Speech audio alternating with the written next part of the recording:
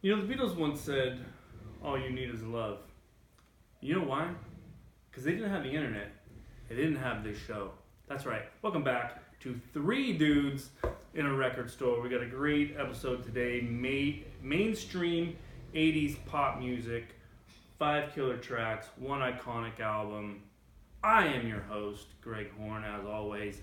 Behind the camera, doing all the things you cannot see but are crucially important. The Metal Maniac. The J-Man. The man, the myth, the legend. The musical encyclopedia to my right. The B-Meister. What's up, dude? What's up, bro? We're back again. Killing me. Twice in 1 week. Right? Gonna try to keep up the rapid pace of... Yeah.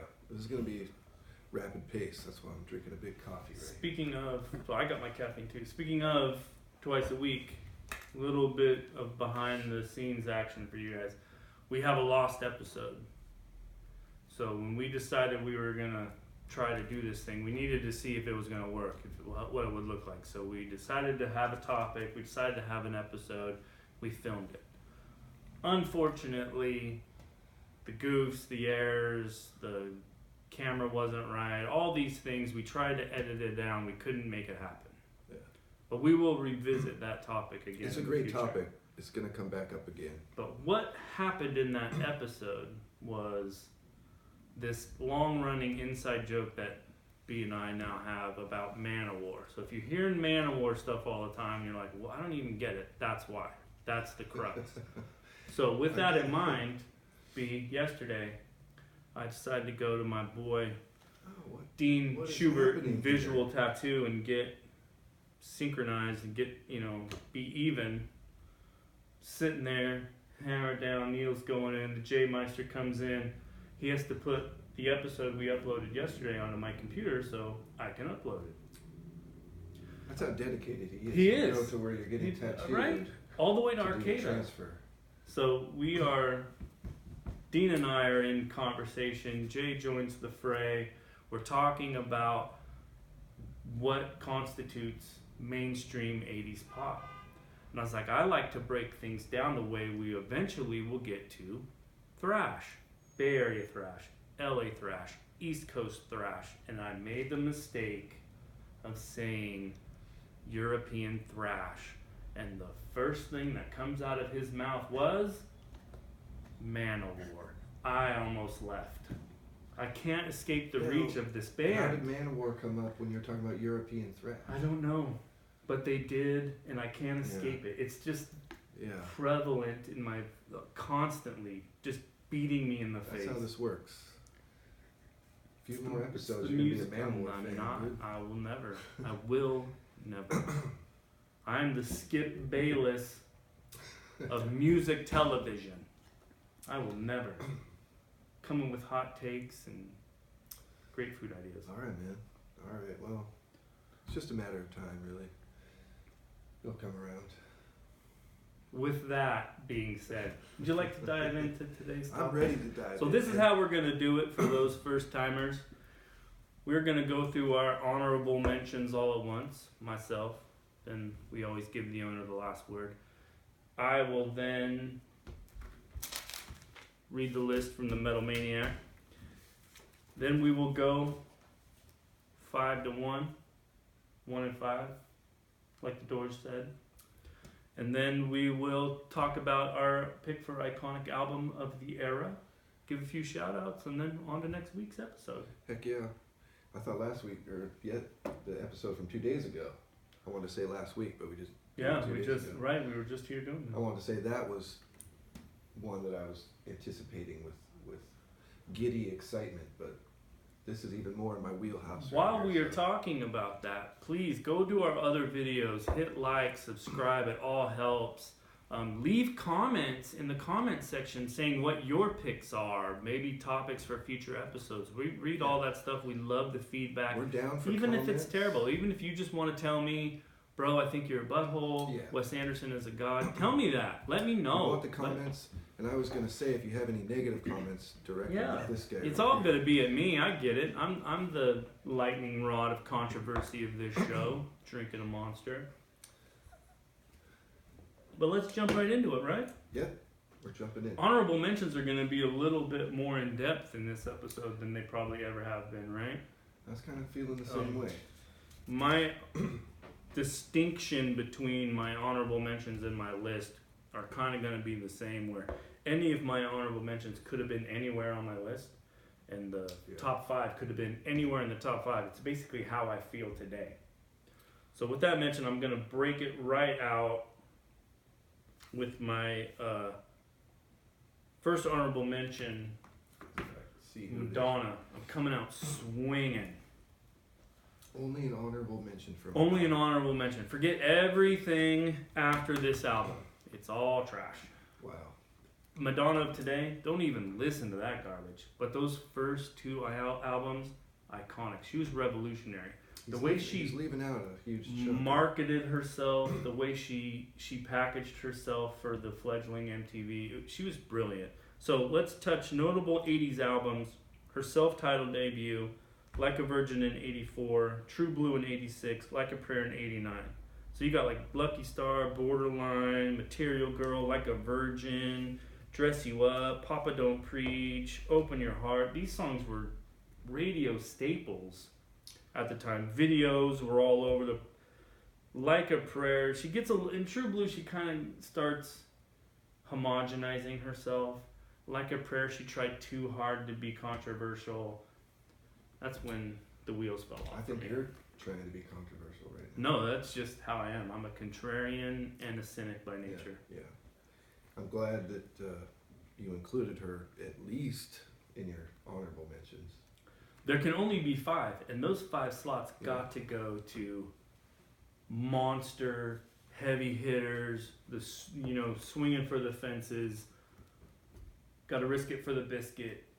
She's only had 2. She only has really 2 iconic albums in her entire discography, so she's got to go honorable mentions. I'm sorry, Madonna fans out there. But Madonna, if you would like to dispute anything I'm saying, you are welcome to come on the show. We'll talk. We'll do a whole episode just about you. I wouldn't be surprised if she's watching this. She probably is. After our first 2 episodes, she's caught on by now. For real, we're getting out there. The word is out. Madge is definitely watching 3 days. For sure. All right. Well, are we trading off on these, or you when we go? Let me go. So my next one, the Go-Go's. It was kind of hard to where do you put them? Are they kind of post-punk? Are they kind of alternative? Are they kind of new wavy? But I couldn't leave them off. Beauty and the Beat in 81, Vacation in 82, Talk Show in 84. Some of the songs, Our Lips Are Sealed, We Got the Beat, Vacation, Beatnik Beach, Head Over Heels, Turn to You. They were just... Man. It's an amazing band. They were... All females, got no respect, got no... A really amazing band. Even though they didn't make my list. Super tight. Even though they didn't make it onto my list, who doesn't associate the Go-Go's with the 80s? Yeah, and Belinda Carlisle's voice is awesome. I just really, really, really love it. I love it too. This one was another hard one, because where do you kind of categorize them? A lot of people I'm going to say it, and they're going to be like, wait, that's classic rock. I'm going to talk to you. Seattle's very own wonderful sisters. I don't much believe in a higher power, but if there is one, God took Ann Wilson in the palm of his hand and touched her throat with a gift.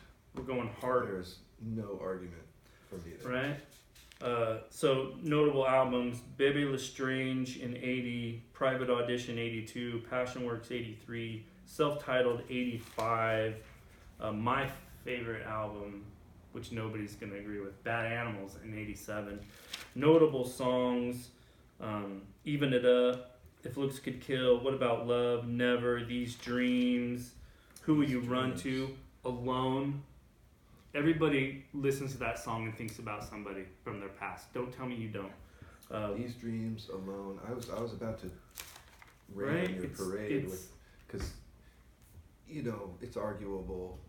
Maybe not arguable that Heart's best music was done in the 70s.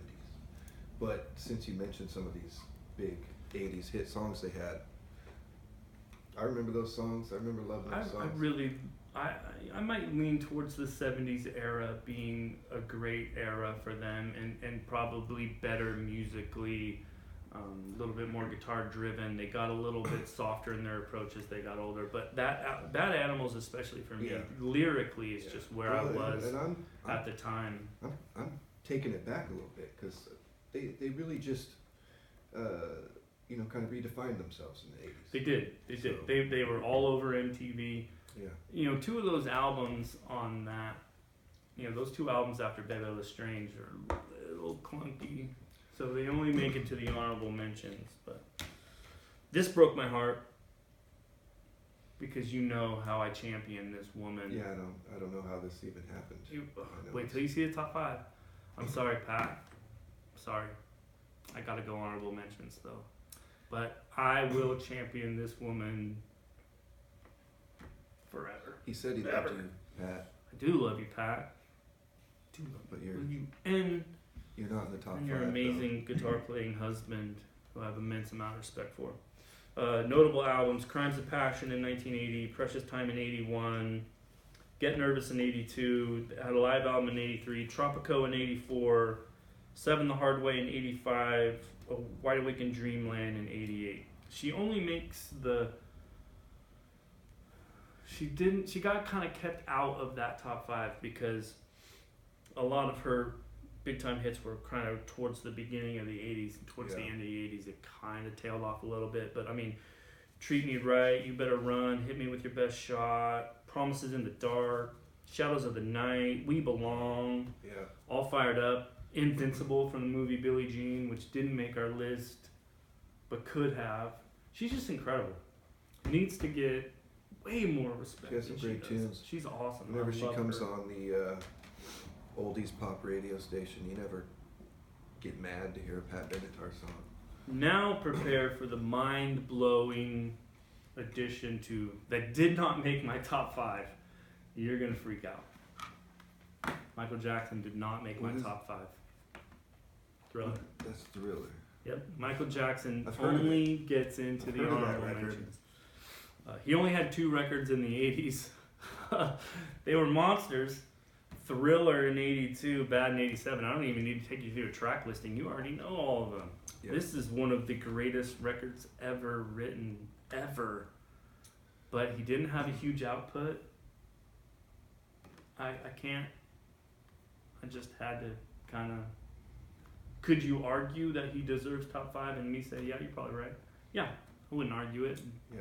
But when I'm bringing the heavy hitters in my top 5, you're going to understand why he only makes it to the... Well, I'm going to tell you why he's not anywhere in my selection. Oh my, I can't wait to hear this.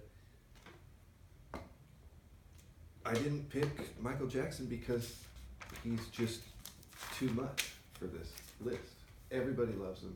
He was so huge, I just felt like we don't even need to talk about Michael Jackson for this conversation. Does that make sense? That is, you know what I mean? That is epically brilliant, actually. Because when we start talking about other... I don't need to tell anybody about Michael Jackson. We can talk about guitar gods right now because we're going to cover it eventually. When you have that conversation, you almost have to say, okay, everyone but Jim. Don't put Jimi Hendrix. Yeah, like everybody just kind of... Yeah. He's ubiquitous with the 80s. He was. And I'm not even saying that Michael Jackson is better than some of my favorite picks in here in terms of, talent, personality, whatever. But he was so huge, so ubiquitous. Huge monster. There's no reason to he changed the face of music television. If you ever want to read a really good book on MTV, it's I Want My MTV.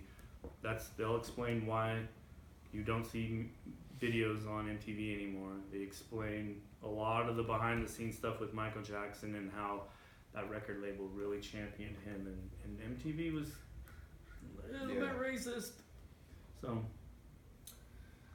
bad on them. Way bad on them because the dude's brilliant.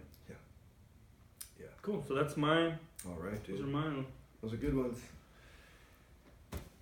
All right. I think I'm starting right here. Got to dig through my little bag of records here to get to. I love that you just bring the briefcase of vinyl to have a discussion. Now, this is not exactly one solo artist or one band. It's actually a band whose leader was also a solo artist concurrently with releasing albums by that band. It's, of course, Genesis and Phil Collins. Now, was Genesis and Phil Collins that important? Were they that massive? They were pretty massive. You know, they've got detractors. There's some people that don't well, like Phil Collins at all. It's the, it's that previous era of Genesis. Here's a sample of a few. Yeah, let's hold the. It's that, I love this album so much. Man, it rules. It's that previous era of Genesis being the Peter Gabriel experimental. So you definitely have factions. Yeah, but Genesis was great. So here's how we're going to tell you how important Phil Collins / Genesis was to 80s pop music in the mainstream. These are all big hit songs throughout the 80s. Tonight, Tonight, Tonight. Yep. Obviously. Land of Confusion. No Reply at All. In Too Deep. That's All. Throwing It All Away. In the Air Tonight. Against All Odds. Another Day in Paradise. One More Night. Take Me Home. Susudio. And Easy Lover. And there could even be more. I would absolutely, I absolutely own this on CD. Yeah. Thank you to Phil and all of his loves that he can't quite make it work out with, because his heartbreak turns into brilliant songs. I think he looked 40 his whole life. Probably. And Monster Behind the Kid. Probably started balding in Monster Behind the Kid. Freshman in high school. That's true. You can see YouTube videos of him playing and musician. singing. He doesn't get enough because he's kind of that goofy, like, Phil Collins. Yeah. But he's. Yeah. It's a great pick. They don't make pop stars like him anymore. No, it's like ugly dudes like me trying to get famous in that the many world of songs Ariana in one Grande. decade. I'm sorry. I missed the This joke. This is an amazing record. Yeah, I love and there's it. more. I for sure. A few examples. Yeah, no, that's good. I need more solo Phil Collins. Coming strong with the first pick. I was hoping that would be pretty strong. I'm stoked. All right, I keep going. I forget. Yeah, I know. Okay. Our lists usually aren't this in depth in the honorable mentions category. I think this next one is pretty strong too. And I'll be honest. Basically, how this shaped out for me was the criteria is really just the number of iconic hit songs throughout the decade. Really That's how sealed you the win. deal. I was going on my own personal gut feelings and stuff, but then as I started honing in on it, I realized, okay, these artists had just a ridiculous amount of well-known songs. This next one started making hit songs in the 70s, the late 70s. So some of those won't be featured here, but Tom Petty. Florida's own. Tom Petty, Florida to California. This is a great record. These are just two iconic 80s Tom Petty records. He had more.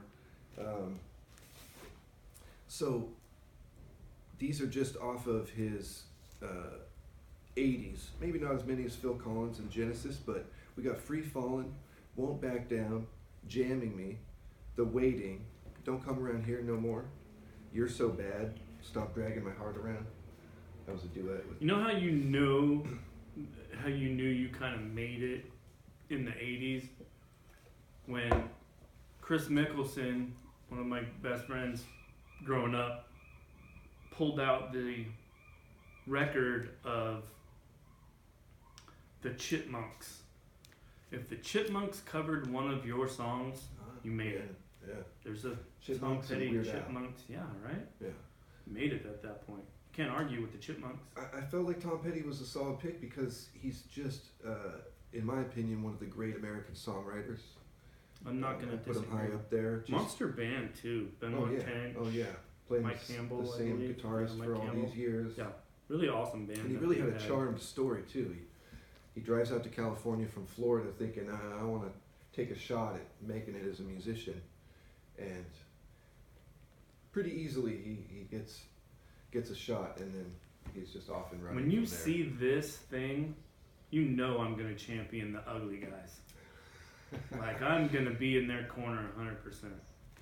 It's a great pick. Well, I agree. I'm with you there, man. All right. Man, you have all your hair. You look amazing. No, I got problems. I only have one more. Okay. Of my what do you call it? No, actually, I have more than one more. I'm sorry, but one more that I took notes on. Yeah. This band doesn't always strike people as an 80s band, but they did quite well in the 80s. Came along in the early 70s and ruled that decade, in my opinion, as a fresh sound in rock and roll. A little hard rock, a little heavy rock, a little pop rock. They did everything, in my opinion. One of my favorite bands of all time. But the reason I put them in here was because the number of classic songs that they put out in the 80s. The volume and list. Here's all of their... This is one of my favorite records from them. The Game is one of my favorite records. Is Flash Gordon could have made it onto our list from last episode. This is a great representation of them. I'll keep this short and sweet, but here's all the songs that you will know and remember and love just in the 80s. A little love for Sam Jones. Another One Bites the Dust. Huge. Crazy Little Thing Called Love. Brilliant. Play the Game. Love that. Dragon Attack. Under Pressure with David Bowie. One of the greatest pop songs of all time. Save Me. Sail Away, Sweet Sister. Body Language. Radio Gaga. I Want to Break Free, and the theme to Flash Gordon. One of the coolest another band who really defined themselves and marketed themselves really, really well through the use of MTV and music videos. Definitely. Yeah, I can't argue. And I want to, but I we cannot. lost Freddie way too soon. Yeah. R.I.P. to Freddie. But that dude lived. Yeah. That dude lived a... Man, if that guy could have wrote a book... He lived a lot of life in that time. Yeah. Great. That's a great pick. Let's add one more thing to that. Their live performance at the Live Aid Festival. Super iconic. If you watch the movie about Queen, they don't watch the movie about Queen. Oh, here we go. Right. Don't watch the movie. That movie isn't a movie. It's a glossed over infomercial for a greatest hits record. Don't listen to Queen now. They're trash. Adam Lambert just needs to go do his own thing. I mean, I'm not going to speak on the man's gift. He's obviously vocally talented. Yeah. He's got an amazing... There's a cool but singer... just stop. You're not Queen anymore. There's a Queen cool died. Singer, go away. There's a Queen tribute band. That probably is better than the real Queen. That guy sings just like Freddie Mercury. See, he's not in Queen for some reason. But anyway, we're tainting. We are tainting. The Queen pick there. I and do you think vividly remember. Do you think that was a fair pick for? It was a brilliant pick. It was a brilliant pick. I can vividly remember my neighbor George Schlotritz having the MTV, and us on a Saturday when we would normally just be outside doing whatever. Sitting in front of MTV all day long, watching Live Aid. They played it live. Yeah. So, Queen's performance that is amazing. Iconic performance in that. And not that Rami Malek did a bad job as... That movie has some good moments. It wasn't a good movie. It was just a commercial for Buy Our Records. I think most of the moments I like are when they show them performing. Yeah, because the rest of it's lies and fabrications. Anyway. Man. We ready? We ready to get down to the nitty gritty to the real arguments? We gotta put the Metal Maniacs list in there. Any guesses? No, but he's probably gonna kick our ass with his list. Probably. See, he went Aha at 5. They have a I'm never gonna try to pronounce the guy's name, but because they're like Swedish or something like that. But he still brings it. They have a unplugged. I have that. Oh my God, it's ridiculous. You will. The first time I heard that unplugged version of Take On Me, you'll cry. What is happening? You will cry. You will. Tears will fall. I got teary-eyed at least. I'm getting choked up just kind of thinking. I have a hard time crying. It is. I heard that and I went, well, I want to hear what the rest of it sounds like. But that alone, I mean, that's such an iconic song. who doesn't like the song "Take on Me"? And to Weezer hear, likes it. Yeah. That was pretty alright. To hear this modern reimagining in the unplugged setting, this is kind of maybe an unnecessary thing to say, but since I've had that on vinyl, I've messed around with putting other sounds, other musical soundscapes with that unplugged performance and EQ it so I get pretty much just his voice singing that song. You could have a whole career like DJ Cumberbund making I mean, I didn't mean to take tracks away from their song. I just no. You're creating with other people's art. It's yeah, a thing. I like to do stuff like that. Number 4's got Hall & Oates. Don't need to dive into that. They're just amazing. So his 2 and 3 I really considered, but I kind of moved them into the new wave category of Duran Duran and the Cars. I love the Cars so much. I'm not arguing with those at all in any way, and those are bands I would have wanted to possibly put in the mix too. It's just you might see I them thought, on well, a I could future new wave save episode. them for another. And he ends it like I probably thought he was going to with Journey, which is Heck yeah, dude. there's nothing to say. Happy birthday to Steve Perry. His birthday was yesterday. Happy The birthday, iconic Steve. voice of not the first voice. Do your research, but the most iconic voice of Yeah. Journey.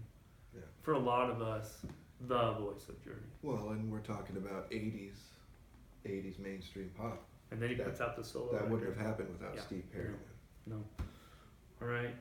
Oh man, one of the greatest things was just in the past year, riding in the car with my 12-year-old son, and he does this quite regularly. Actually, he'll just bust out with, "Hey, I've been digging this song lately," something I didn't turn him on to, and just out of the blue, "Don't Stop Believing." He's just crushed on that song. He just wants to hear it. So, we started rocking down the highway listening to "Don't My Stop son Believing." doesn't listen to anything that I remotely considered music at all. Takes after his mother, who I love to death, but He'll grow. her and I, of all the things we don't see eye to eye on, music is the hugest one we don't. But it doesn't stop me from trying to convert her, even though she's long since moved on to my metal roots. Right. But she's not quite into like, will you stop sending me Sepultura videos? I'm like, I can't. They're so great. Maybe there's another reason Well, you're sending those she's to her. super brilliant, which is why she dumped me.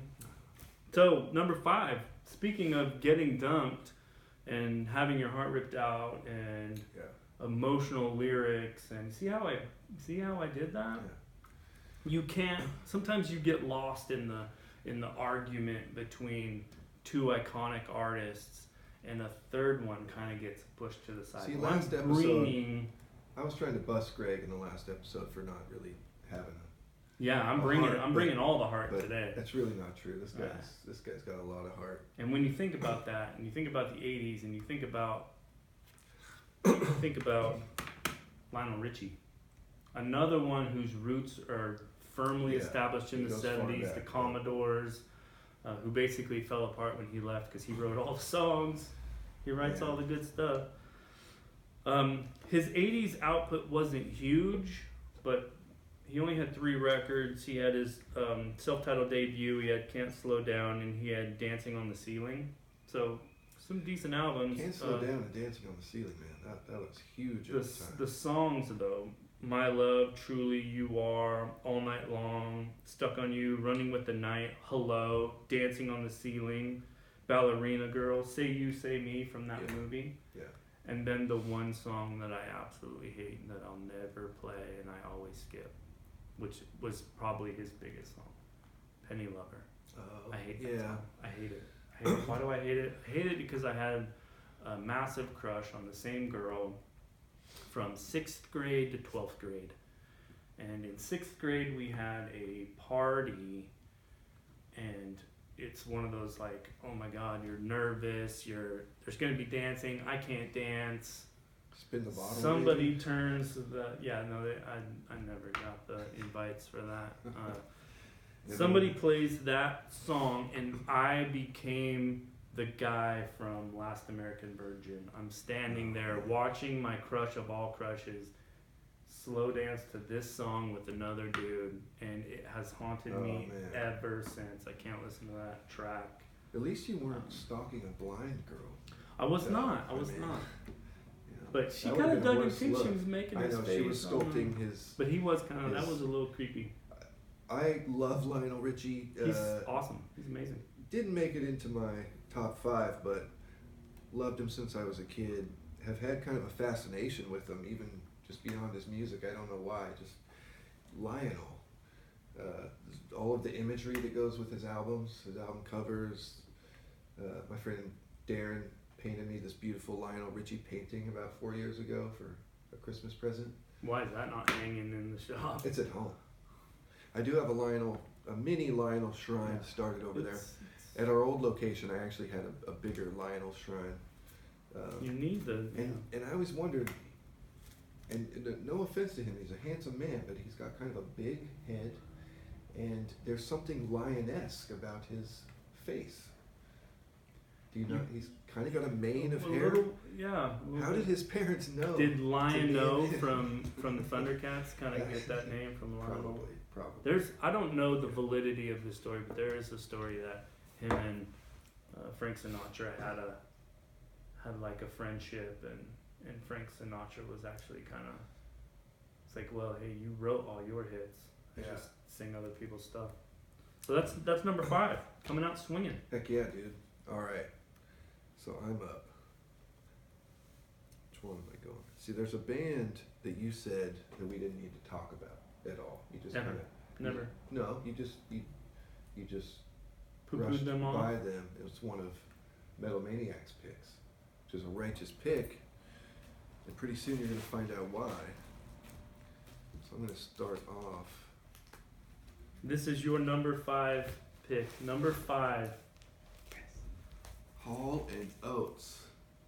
Little edification for Metal Maniac over there. I'm not really going to say... You talk, I'll hold up. I'm not going to say too much about him. I did see him in concert 2 years ago with another amazing, iconic 80s band. The reason why my friend and I went to this show was because it was a twofer of Tears for Fears and Hall & Oates. So you just showed up late and skipped the 2 songs Tears for Fears was going to play? Absolutely not. Okay. Anyway, Hall & Oates played a hour-and-a-half set of 20 solid hit tunes.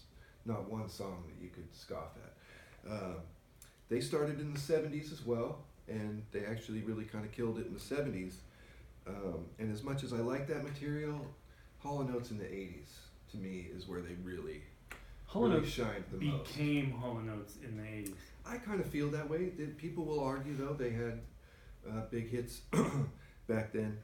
But this is how we're going to justify why these guys should be in the top 5. I can't go for that. Yes. You make my dreams come true. Your kiss is on my list. Out of touch. Say it isn't so.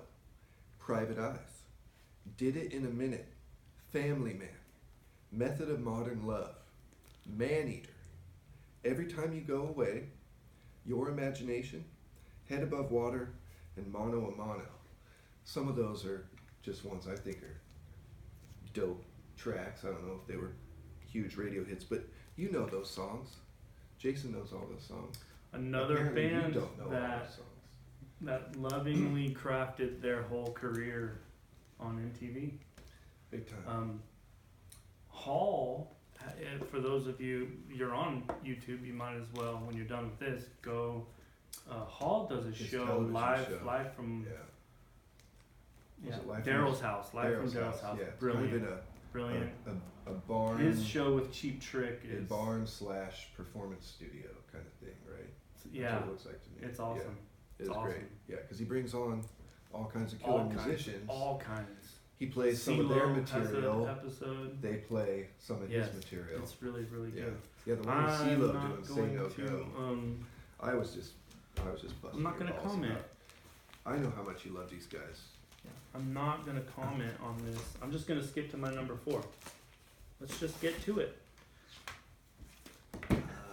See, there's a little subterfuge. Little rope-a-dope. It's a little subterfuge. Little trickery. All right. Number 4. You can't make a list and not have Hall & Oates on your list. Well, shit, I just blew yours. They are the 80s. No, you didn't. Tunes, you made it that much better. Thinking that I skipped it and glossed over it and washed it because I didn't like. You made it all the better.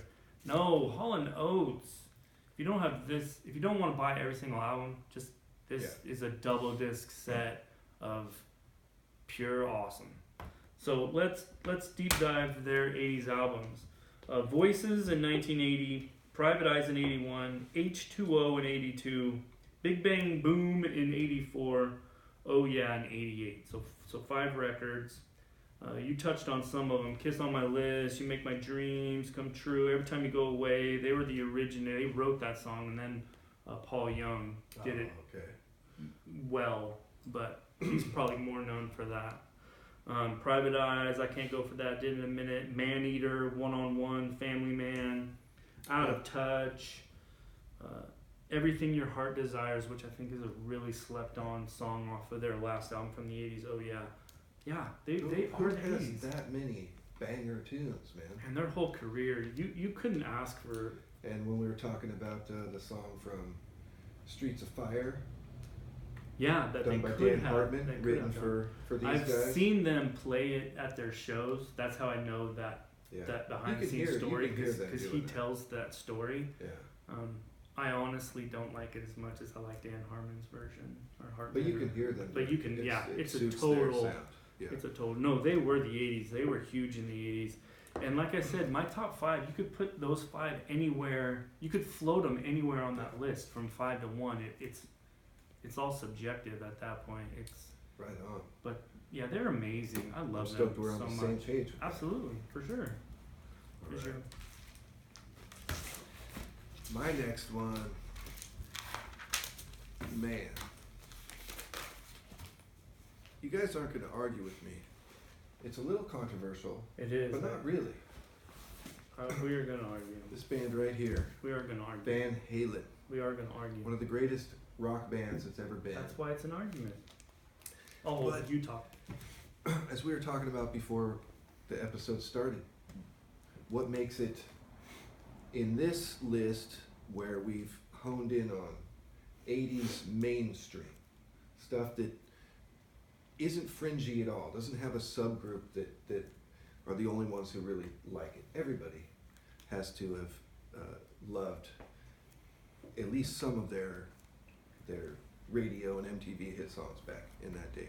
So again, you guys know Van Halen. I'm not going to go deep into it. I'm just going to list all the songs that were big in the 80s. Unchained, Where Have All the Good Times Gone? Oh Pretty Woman, that's a cover. Dancing in the Street, another cover. Jump, Panama, Hot for Teacher. Those last ones, they were ruling MTV at the time. Oh yeah, this everybody was rocking out to that. Without a doubt. And now normally I stick really just with the David Lee Roth years, but the following album when they got Sammy Hagar. Their first number 1 album. Their first number 1 album has Why Can't Dreams Come True, or no, Why Can't This Be Love, Dreams, Love Walks In, and Best of Both Worlds, all on that one record. Huge at the time. And they had another record in the 80s too, OU812, and had a couple hits off of that. I just felt this band was huge and mainstream in the 80s, even though they were a hard rock band. That's why they had a pop side to it. The songwriting was very pop oriented, at least some of it. I'm not gonna argue with your theory behind what mainstream means, what popular means, the fact that they maybe had a little pop tendency, but they are a hard rock band. They're never going to be anything other than a hard rock band. They're you a hard can rock easily band classify mainstream pop success. Sure, but they are a hard rock band. You can easily classify them as a hard rock band. Yeah, and when we talk but about if we hard take rock that bands, away, yeah, they're amazing. They might be coming back. I mean, I'm never going to talk smack on them. My go-to question I always ask people is, if your next birthday, who would you have? Any band in history, who would you have play your party? It's always some like, oh, I'd have Sabbath. I'd have like, wow, you'd have Sabbath play your birthday party? No. Van Halen's playing my birthday. And you know who's opening? Steel Dragon or Steel Panther or whatever that. that band's, because that's a party. That's a party. That's a party. But that's a hard rock band. It's not a pop band. So now that we've set the table for the argument of what is to argue about. And what isn't a pop band. It's no fun if we're not arguing. Get ready to have that same argument with my number 2, because I stepped on some lines. Number 3, sorry. Yeah. My number 3, The Police. I knew you were going to put The Police in this. Am I that obvious? You can't talk about the 80s without The Police.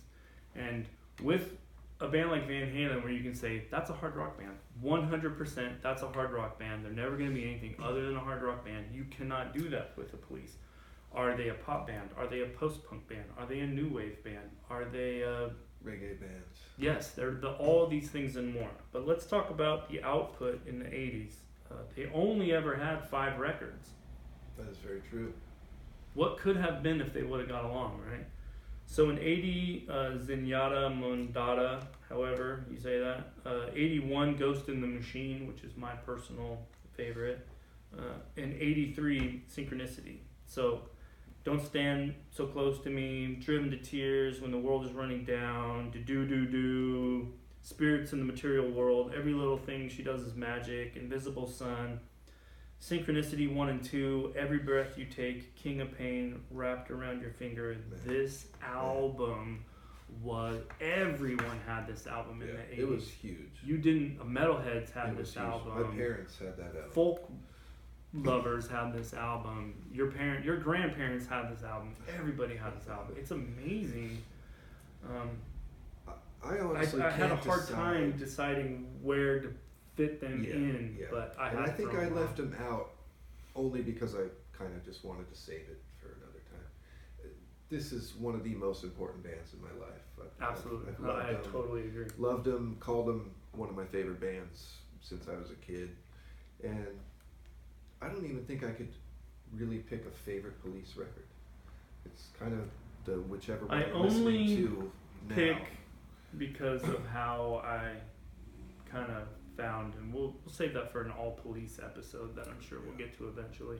But I've had my favorites over the years, but when it comes down to it, it's like each one has something that I want out of that record. And I think what we're seeing with our lists, even back into the honorable mentions, at some point in time during this decade, each one of these bands had an album that everyone had to have. Yeah. Like they were bigger, they were the biggest thing on the scene for a while. And this album, the Police were the biggest thing around. And then they imploded. They did implode. That friction that caused them to be so awesome also caused their demise. But Stuart Copeland is an amazing drum. Like each individual piece is amazing, and then you put it together, and it's like a PB&J. How do you separate it? Stuart Copeland's kind of like a Neil Peart with a smaller kit. Yeah, very cerebral, very jazz oriented, progressive, but when it called for it, could hone that into. And I will admit, for the longest time, I absolutely held a grudge against Sting. I would not listen to his solo work, which is mostly trash anyway.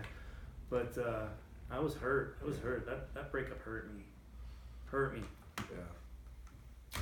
Good pick. All right. Well, Van Halen didn't go over so well. Let's see what happens. It's a hard rock band. Let's see what happens here. Who's your number 3? Is it a hard rock band? No. Are you sure? I'm positive. Okay. Yeah. My number 3, I find this a little interesting because, kind of like you said with some others, that there wasn't a huge output in the 80s. Didn't have very much, but it was huge and still very important to me.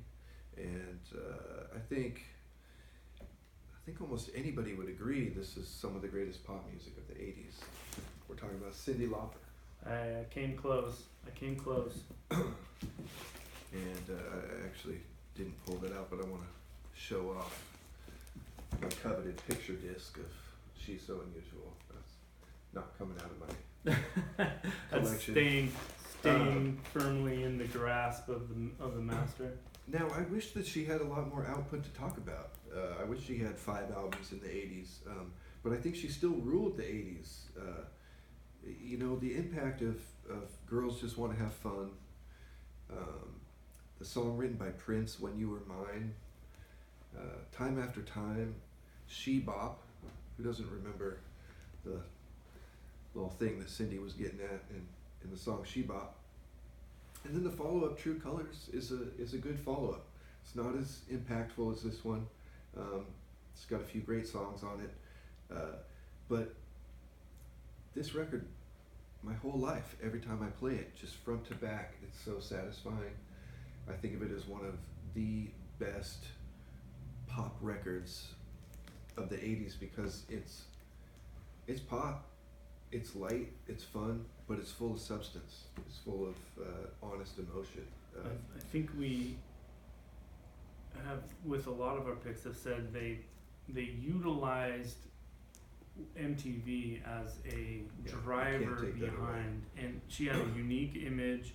Her voice is, she could have been dressed like a librarian. That voice is just, and I want to say, obviously I didn't do a deep dive research on this, but I think it's one of the first female artists that ever had 5 real giant monster hits on one record. Maybe. Well, and let's get to that. She's huge. On one record, I think I said some of these already, but Money Changes Everything, Girls Just Want to Have Fun, When You Were Mine, Time After Time, She Bop, Witness, All Through the Night, all on one record.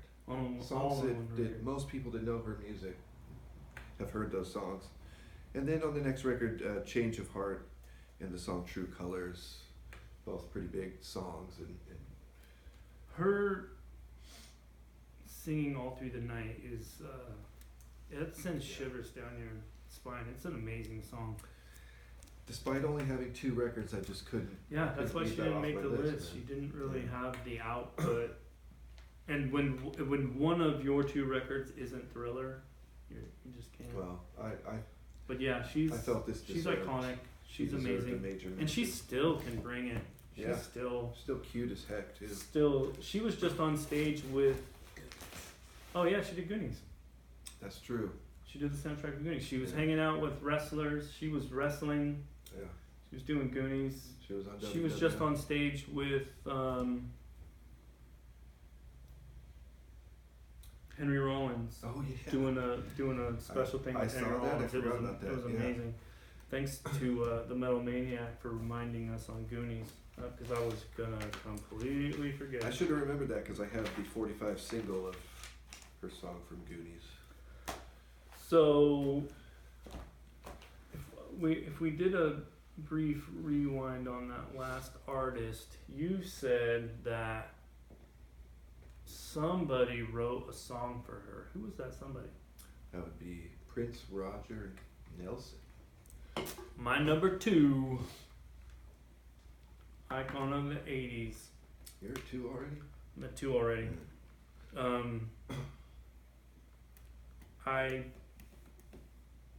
I had deep dived I wrote a short story. I'm writing all these short stories at behest of a friend, and I wrote this short story of the Prince versus Michael Jackson debate.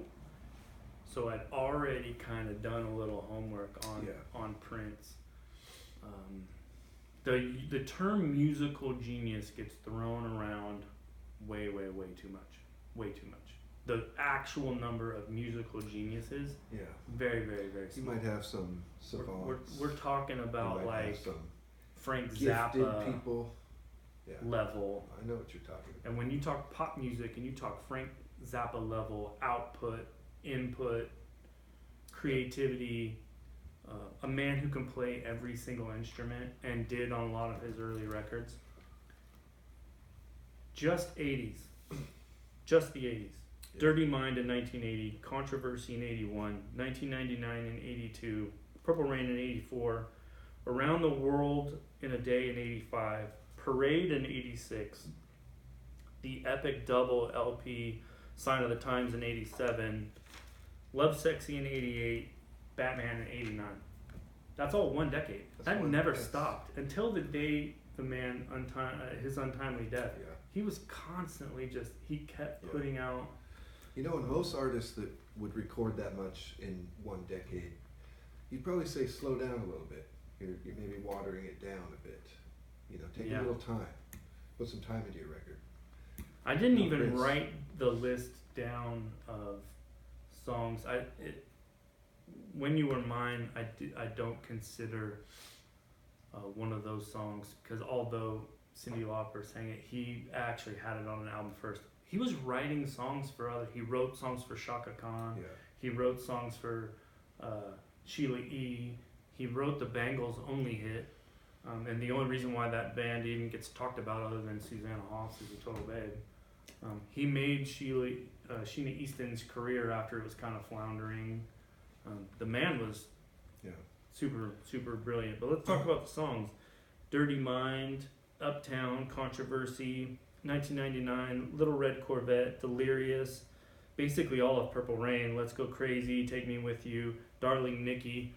That wasn't even a great song, but everyone was like, oh my God, did you hear that song? Like, that was like When Doves Cry, I Would Die For You, Purple Rain, Raspberry Beret, Pop Life, Kiss, Sign of the Times, You Got the Look, If I Was Your Girlfriend, I Could Never Take the Place of Your Man, where he really lets himself show you the genius of his guitar playing. Very unheralded ability on the guitar. Alphabet Street, Glam Slam, ends the decade on possibly a little bit of the Batman album wasn't great, but Batman it was pretty interesting that he wanted to do that. It's not even used in the movie. That's not the soundtrack to the film. It's just his interpretation of what the music for that film should be. And If I think Prince somehow wants to do that, at what point are you just like, yeah, come on board? Did you ever hear? It's Prince. Did you ever hear the story? I think it's true. Or at least I've heard it enough times, told as a true story, that in the movie Fargo, the dead body that's out in the snow, apparently he wanted to be that part. It sounds a little far-fetched, but I want that to be true so badly. Yeah. In that scene when they see the dead body in the snow, Prince is the only man on the face of the earth who could wear women's clothes, go to a bar, take your girl, and you're waiting for the call afterwards to hear how it went from her. Not even mad. Like, you did what? With who? Yes. Yeah. That's a story. Man, that guy was genius. He's a legend. Yeah. Unfortunately, no longer with us, but it's what more can you say? He should have been taken from us. The king. He owned the real king of pop. Sorry, Mike. I can't argue with a darn. One more tiny little nugget. If you really want to see the brilliance of his musical technical ability, type in As My Guitar Gently Weeps in YouTube. I was going to bring that up. Yeah. His guitar solo at the end. He's got amazing musicians staring at him like, oh my God, what? Yeah. I can't believe what I'm seeing. It was a tribute to George Harrison concert after he passed away, right? I believe so. And so you've got all of these friends of George Harrison. You've got... including his son. His son who looks like he's in heaven. Like, yeah, his son's playing guitar. Tom Petty. Steve Winwood was there. Tom Petty's there. I think Jeff Lynne is there. And they give the guitar solo to Prince. He's basically barely around and then walks out. Watch the very, very end. Yeah. And when you see the very, very end, he just struts out. Like, just lays down. Lays waste. Yeah. It reminded me of the Who story, where the Who wasn't gonna let Jimi Hendrix close the show. Oh, right. There's no way I'm going on before Jimi Hendrix. So Jimi Hendrix said, okay, watch this. Yeah. Tore the place down, lit his guitar on fire, walked off stage and said, go ahead. That's Prince. Yeah. That good. Yeah. So ridiculous. That's only 2. That's only number 2. Can you even imagine what my number 1's going to be? What's interesting here is I have no idea. I can't guess what your number 1's going to be. I think you can. I think you're playing possum. I do have an idea in my mind, but I don't know if that's an artist or band you love that much. But so you kind of rubbed me the wrong way a little bit ago. Oh, I love it when there's friction. Friction means viewers. I mean, you mentioned this artist, but I don't know. I just don't think you did justice. And that would be. All right. That would be you hold all show. This is my number 2 pick. Number 2 though, bro. I love Madonna. I love a lot more of her music than you. Apparently. Let's put this one down because this record looks. I mean, her face is. I just don't know how you can argue against her being that important of a mainstream pop artist of the 80s. I mean, ruled MTV, ruled the airwaves. Can I retort real quick? I believe since you all produced this show, I believe that she's a touch disingenuous with her. With everything, I don't really. Where the first album, I 100% believe. Yeah. Once it got into that second album, and then you see where it went with the third album and the fourth album, I don't see that as a reinvention. I see that as in, let me just find what the pulse is, what's hot, and just let me cater to it. Yeah. I find her a touch disingenuous. But no, I think she's great. I'm okay with that, honestly, because I don't think of her as deeply as some other artists. However, I think that there are touches of great lyrics in some of her songs. I'll give you that. Production quality, feeling, mood, danceability, the whole thing. It has all of that, yes. Her image. She was almost more of a, what would you call it? Her body, her voice, her image, her look, everything she marketed herself extremely was the tool. Maybe even more than the music. But out of that, I think, is some of the most iconic, fun music of the era. And I guess I have a little Madonna crush, infatuation kind of thing. Yeah. She was beautiful. This right that's a beautiful to me, picture. It's just the greatest record cover of the 80s, man. It's just. I did have a poster of her on my wall when I was in the military. I'm not gonna lie. She's gorgeous. And so I'm going to do what I've been doing throughout this and just list off the songs. Hit me with them. That you all know and love from the 80s.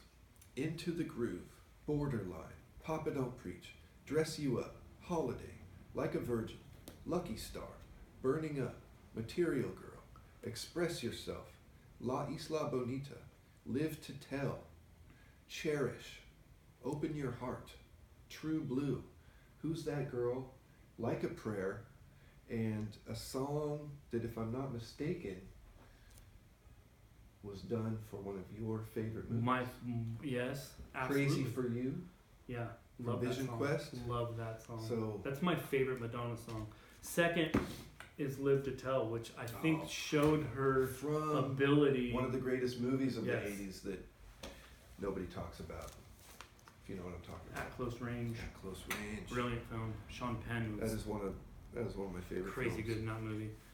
I think Live to Tell encapsulates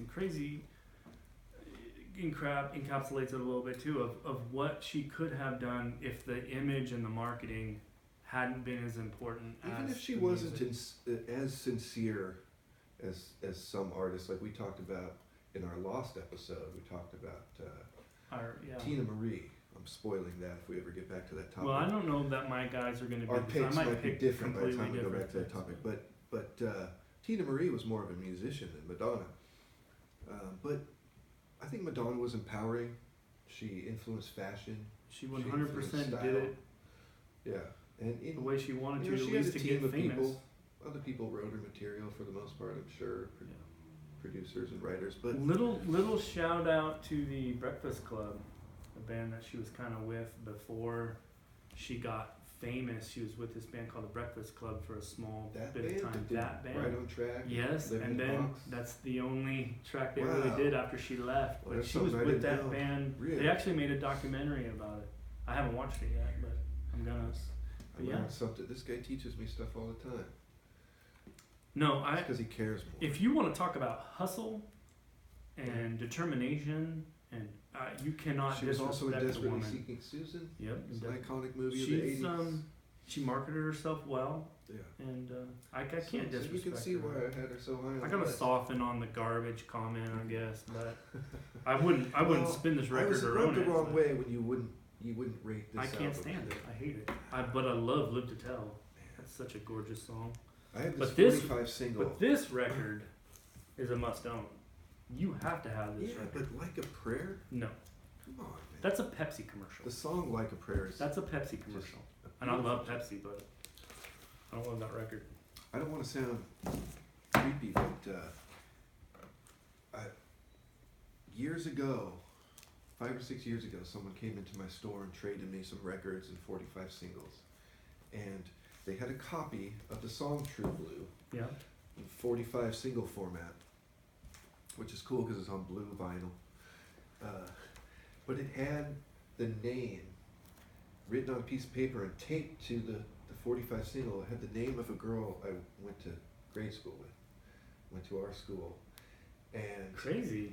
So was it hers first? I went to a couple of her birthday parties in 7th and 8th grade. And you would probably know who she is. I don't know exactly if I'll say her name, but she was in my grade. You were not in my grade. But anyway, just receiving that with her name attached to it, it just became something else in a way, because it took me back to that time. It was a relic from that time.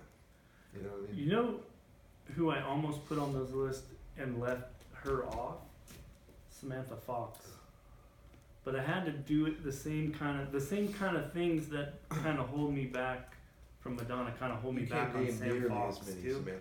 I probably could right off the top of my head without doing anything. You could say. But she marketed the sexuality. He had many more Samantha Fox posters on his wall than Madonna. Nobody made a 45 cover like that woman made. She was all kind of over the top, dude. A little bit, especially when you're growing up in that. Yeah. My friend who only went to St. Bernard's for 1 year, shout out to Matt DeMaster. We used to hang out at his house all the time, and we would have the argument all the time. He was firmly in the Kim Wilde camp, and I was firmly in the Samantha Fox. Nice. All right, this is a big one because it's a huge one, right? I'm gonna be really surprised. I don't think you are. I don't think you are gonna be surprised. I think that. Well, I guess just because I'm anticipating here, I'm trembling with anticipation. When you talk 80s. Growing up, being a kid, going to the fair, you think of like, man, what's that song that always gets played in the 80s? They owned the 80s. They were the 80s. They came through in the 80s, started in the 70s, but really hit their stride. Monster track after monster track after monster track. And it can only be Journey. Ah, all right. It can only be Journey. I bring this album because it's my favorite Journey record, mostly because the lyrical content just kind of speaks to where I was at that time in my life and the things that were going on with me. But let's touch on what's the name of this album. This is Raised on Radio. This was their last album of the 80s, but we're gonna get let's deep dive. In 1980 they do 2 albums. Departure, and then they do Dream After Dream. A little bit of a clunker, right? They're just kind of getting their footing. Then it's like they put out Escape in 81, they put out Frontiers in 83, and they put out Raised on Radio in 86. So let's go into the tracks. Any Way You Want It, Walks Like a Lady, Stay a While, Don't Stop Believin'. The biggest song of the entire 80s. Yeah. Like that song is the 80s. It's in 100 million years, however music is consumed, you're gonna go somewhere and you're gonna hear that song and people are gonna be like singing it. Let me interrupt you real quick. Yes. I don't want to interrupt Go. the flow, but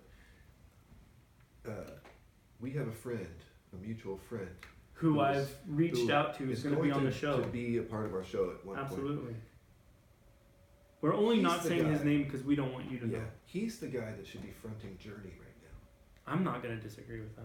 The guy they got's all right. The guy that replaced Steve Perry, they did a search for somebody and they found this guy. But our friend, who we went to St. Bernard's with, he's got that voice. I was his friend before I was his fan, and now I'm not sure what I'm a bigger. Am I a bigger friend or am I a bigger fan? He's a great guy. He's a I love his human being. His ability, his gift. So I just had to throw that Stone in and because Love. I've heard him sing "Don't Stop Believing." But have you heard him sing "Purple Rain"? No. That's on YouTube. Find it. Every time he puts out a clip of him singing, brings the house down. Wow. He has people that are like, there's no way a white boy has that voice. Yeah. And crushes it. Well, there's a reason he doesn't live in Eureka. Yeah, exactly. He's trying to live the dream right now. Stone and Love, Who's Crying Now, Still They Ride, Open Arms, Separate Ways, Send Her My Love, After the Fall, Faithfully. The remaster of Frontiers is the one to grab because then they add their songs from their the soundtrack outputs they were doing. Only the Young from Vision Quest, Ask the Lonely from Two of a Kind, Only Solutions, a very slept on song from the Tron soundtrack. I love that movie. Then Raised on Radio, Girl Can't Help It, Be Good to Yourself, All Be Alright Without You, Why Can't This Night Go On Forever, Steve Perry's solo album, Street Talk. Again, another artist where you're like, thank you so much for not being able to have a relationship that's in any way normal. Because every time your heart gets stepped on, I get an "Oh Sherry," or I get a "I'll Be Alright Without You," or something from like. These are only the ones that just really pop out. I'm not even going deep dive album tracks. It's just when I think of the '80s, I can't separate the '80s from Journey. They're that important. I gotta say too, if I'm not wrong, this song kicks off the album "Any Way You Want It." Does that kick off the? I do believe that's the one that kicks off Departure. Is there a more just uplifting, make you feel good, make you feel like you can win today kind of song, man? Kicking off a record. I love that song. It's probably my favorite one. Don't Stop Believing, of course. What's he saying? Caddyshack. Speak up. Yeah, the Metal Maniac's coming with we're three dudes amazing takes today, man. The people can hear. Maybe he doesn't want to be heard on. And then Faithfully. That was a big tune. Yeah. Was that not a big huge tune? Yeah. Monster. Dude, they could lift you up. You're in the clouds, and then they'd tear your heart out with a tearjerker that you're like. And from a metalhead standpoint, I mean, I'm listening to Venom, Sepultura, Slayer, and then I'll throw Journey on and like be all in my feels. Yeah. They're great. They're amazing. Started in the 70s, early. So really in the 60s. They grew out of Santana's. Yes, offshoot of Santana's band. So some of those members, Greg Raleigh, the organ player, was really the one who started. Santana kind of had that same vibe that Frank Zappa had, that Alice Cooper has now of, utilize this as a thing to go off and do your own. Right. And the point I want to make too is that you got some people that go, well, they changed from what they once were. Even the first 2 or 3 Journey records are more like the Santana stuff. They're more Latin-tinged, psychedelic acid rock stuff. And some people will say, well, that band sold out. They changed. They became a pop band. So what? They were looking to express themselves in a different way. And they found Steve Perry. That put me in my own head. A little bit. My retort to that, because it's a beautifully stated point, my retort to that is, okay, what band could sell out, if that's what you call it, and then write these songs? Show me. Exactly. I'll wait. Yeah, exactly.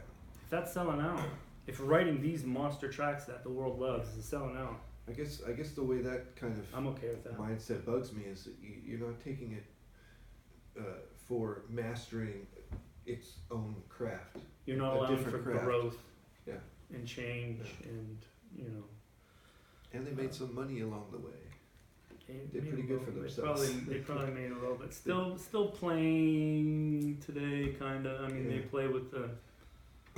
I don't fault the kid for having an amazing gift. That was a fun documentary He's- about. I'm pulling for him. I wish him nothing but the best. I wish he'd go off and do his own thing and be his own. Ariel Pineda is the man we're talking about. I want to give him his respect and his props. Sure. Because he's gifted. He's gifted. Oh yeah.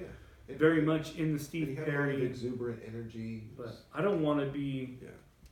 I don't want to play guitar for Kiss and wear Ace Frehley's makeup either. I don't want to. I just don't. At some point, are you satisfied being basically a stand-in for someone that doesn't want to come back? I don't know. Maybe you do when you're cashing them checks. I think it's good for that kid right now. Hey. All right, that's my number one. I'm gonna break the orthodoxy of our thing real quick because I forgot to talk about this, and I think it just needs to be thrown in there. Well, you're gonna tell me that it doesn't fit. Doesn't fit. Okay, well I don't care. I'm just gonna. This didn't. Is it David Bowie? No. Just one of the biggest records of the 80s. Hard rock band. It's a hard rock band. It's a hard rock band. With huge pop hits. You gonna back it Huge up? hard rock hits. Maniac, you gonna back it up? No? Alright. Hard rock band. Thanks. Thank you. Nice try though. Sweet Child of Mine. That's not a I major hate that pop song. hit. I hate that song. I Alright. hate that song. Well, anyway, hate I that felt like we were a pandering. little anticlimactic at the end of last episode, but it's only because you kind of stole my thunder a little bit. But everything you were saying, I was in complete agreement with. We obviously feel the same way. And I liked that you said how the term genius is tossed around too lightly, too easily. You go, Flip it. oh, that person's a genius. That band's genius. Those songs are genius. You got to reserve it for the real geniuses. This dude, this person, I can't agree this more. I can't agree more. androgynous Ball of awesome. symbol, Let's hold up these ones. Just Prince, one of those. as you Yeah. can tell. I love this record so Oh much. my God. In my opinion, we'll just say right off the bat, Sign of the Times to me is his greatest work of art, which I will doesn't not take away from disagree. any I will other not album that he disagree. made. I would never take away from any of his other Lyrically, albums, what he was saying on that record is very poignant. but it's a very heavy duty record. If you can find it, if you haven't seen it, get the live concert Sign of the Times on video. I wish I'd have brought a copy of my videotape.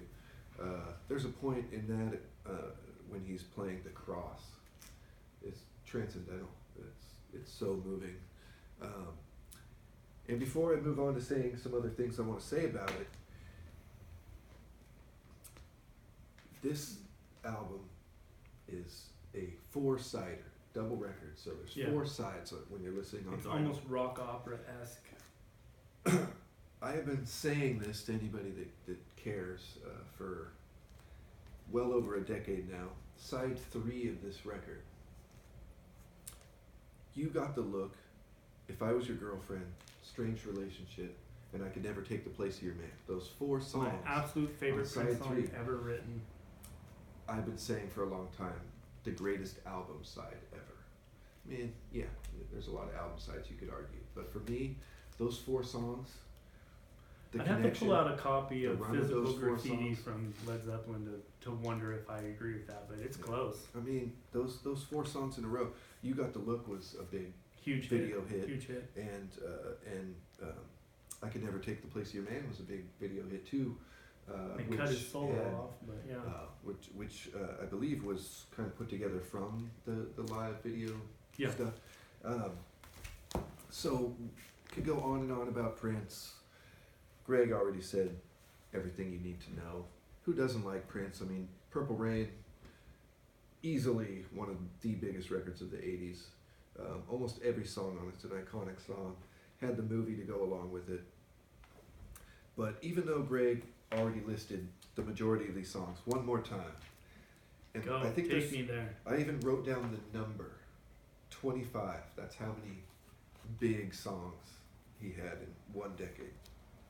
Let's Go Crazy, When Doves Cry, Raspberry Beret, Little Red Corvette, Pop Life, Take Me With You, Delirious, Kiss, Purple Rain, Sign of the Times, You Got the Look, If I Was Your Girlfriend, Strange Relationship, I Could Never Take the Place of Your Man, Controversy, Hot Thing, Starfish and Coffee, Temptation, 1999, Lady Cab Driver, I Would Die for You, Darling Nikki, Forever in My Life, Housequake, and The Cross.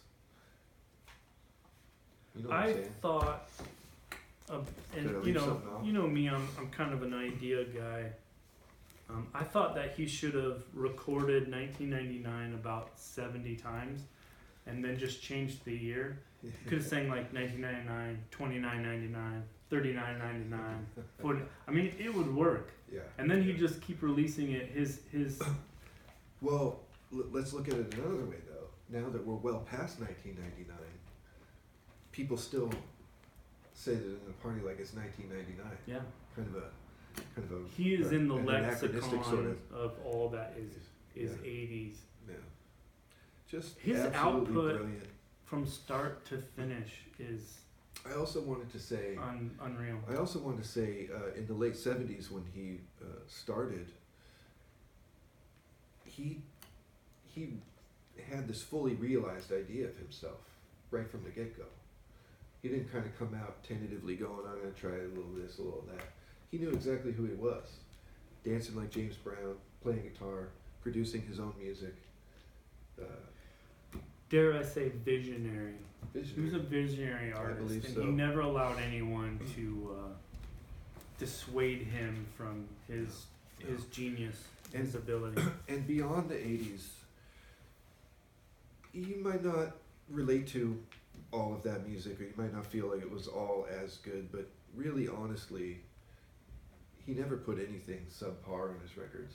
It might not end up being as iconic as this stuff, but for the rest of his career, if you had all those albums on a playlist you put on shuffle, you know why I really didn't put him number one? Because he didn't write Don't Stop Believin'. Yeah. And until you can write Don't Stop Believin', that's always going to be number one. That's true. Don't Stop Believin' also, the chorus of that song doesn't happen for like the first 3 minutes of the tune. Nope. What song ever written is like that, where you're not hitting it until towards the end? But you're not missing the chorus. It's the greatest. You're still... It's my vote for the greatest song of the 80s. Yet, it's not my iconic album of the 80s. Yeah. And I've wrestled with this, and I don't actually have a physical copy because I didn't know what to bring. I didn't know where to go. I was Synchronicity. I was Purple Rain. I was this. I was that. You gotta go Escape, or you gotta go Frontiers. And I'm leaning, depending on which way you go, I gotta go Escape. I gotta go Don't Stop Believin'. You'll hear it until your ears fall off. Yeah. And it never gets old. It is the song from the 80s. When people think about the 80s, they think about that song, that one thing. I would also think that album. I would also think that probably had the most number of people who owned that on a record, on a cassette, on an 8-track maybe, in their cars, from kids to adults. All throughout the entire decade. Yeah. There was nobody that wasn't wearing a Journey shirt, or had a Journey record, or played a Journey song, or I hate everything but death metal, but I love Don't Stop Believin'. You'd go to the fair, the song would play 50 times while you were there. Yeah. Getting your it was carnival mirror. You heard two songs constantly. You heard Don't Stop Believin', and you heard Round and Round from Rat. They were like on rotation. Yeah. That's probably all they played on the Gravitron. Probably. As you were stuck to the wall spinning. I don't ride that, I'll throw up. I rode it once and I did not like it. Your pick for iconic 80s record. You know, we were just right there, but I'm just going to go to Purple Rain. You can't. It's so huge. Yeah, you can't. It's so huge. I can't argue. You can't see it in this shop, but I have the poster on the wall that, you know. You could if you came here and. Yes, well, a lot of people see that poster and they want it. Everybody wants that poster. It comes inside the Purple Rain album. This reissue that I'm holding, thankfully they put the poster in there. So a lot of times you find a used copy of it and somebody took the poster out. Yeah, and hung it on the wall. Like I did there. How do you not hang it on the wall? So some sucker who got a copy of that record from me, they did not get their poster. But you have to have that on the wall, man. Just out of 10 songs, 9 songs, I think, almost all of them are well-known hit tunes off that record. It's a monster. Just a monster. The other one that we were talking about, Sign of the Times. Well, Purple Rain was kind of a sign of the times. If you sat down and tried to write that record, you couldn't. You just couldn't. No. I couldn't do anything Prince can do. Shout out to Prince. Speaking of shout outs, would you like one? Well, come on down to the shop. Kick a few dollars to my man and we'll get your name out in the YouTube universe. Like Solo Sport or Visual Tattoo. Yeah. Or any of the other wonderful businesses. Humble Republic right down the street, friend of the show, Jason Brandy. You know, anything. You want to send someone a message that's going to cost a few more shekels, but we can do it. And speaking of coming into the shop, you've got to come into the shop and see what's here. The hardest part of my entire day is trying to figure out what 5 things I'm going to show you from the shop. Come down here, fall in love with the Grateful Dead, who I love. Pick this up, out of print. That's a collector's item right there, and it's never been opened. My love of Frank Zappa knows no bounds. Yeah. Love Joe's Garage. Come get it. Don't let the Concept weird album fool you. Ohio Players. Yeah. You know, come down and get a little funk. Awesome movie, The Blob. Another wonderful film that doesn't get enough credit for the effects that they use, all practical effects. And then there's a huge selection of vinyl. And how the greatest part about vinyl, thanks for calling, but we're in the middle of a show. We'll be with you shortly. The greatest thing about vinyl is the covers. Sometimes the covers are better than the music. This is an amazing cover from Starship, Jefferson Airplane. They couldn't decide what their name was, but this one, the album cover might not be as great. But if you know Iron Maiden and their first 2 records, and you know who Paul Di'Anno is, come get this. This is I couldn't even believe I saw it. I don't even know what to say. I'm kind of speechless. But come down, and if you can't find something here, you're not looking hard enough. 5 things. Super classic. Or however many. Jane's Addiction's second record, but their first studio record. Love that 1989. Nothing shocking. They're kind of ahead of their time with that title, right? Nothing shocking. Right. It's not much shocking. That album these cover days. Kind of shocked people because they were known for There's having a lot of things to be outraged pulled. by, but are we really shocked? Yeah. I think that's what they were kind of getting at there. Shout out to George Lauter for bringing this album to my house one day and said, "Hey, you got to listen to this." Awesome, amazing record. Luta Belcher turned me on to those guys in 1988, I think. Chemical Brothers, Block Rock and Beats. It's called Dig Your Own Hole, but opening track is Block Rock and Beats. Just some of the greatest breakbeat electronic music of the 90s and into the 2000s. Just, it hits hard on the breakbeat tip, but these guys were also very creative and artistic. By some people's standards, one of the most unlistenable records. By other people's standards, one of the most creative, artistic, avant-garde rock records by Captain Beefheart, Trout Mask Replica. Didn't he live up here towards the end of his... He lived the rest of his life up here, probably 20 plus years of his life, and passed away a decade or so interesting ago. Creator of noise. Yeah, and just awesome. The phone, they really want to get through. We'll get to you shortly here. This is Dark Throne's record called Old Star, which is their most recent release within the past year. And I think some of the greatest modern metal going on.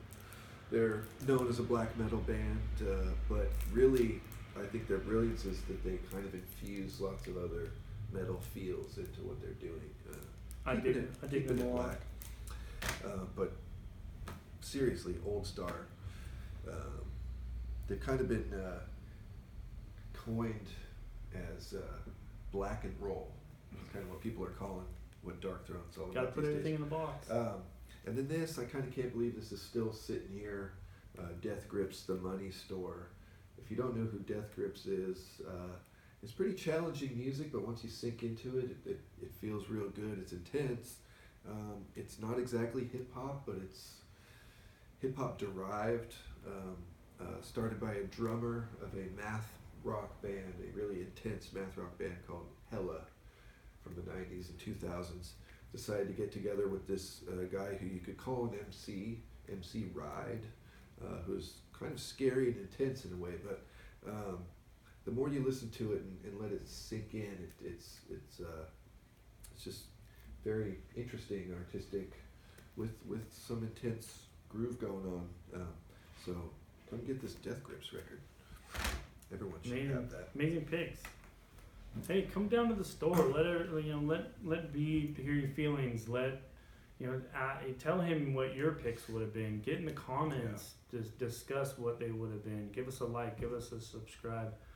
We really appreciate you consuming this content that we lovingly bring you. And until next time, for myself, for the Metal Maniac, for this guy, we'll see you next time. Yeah.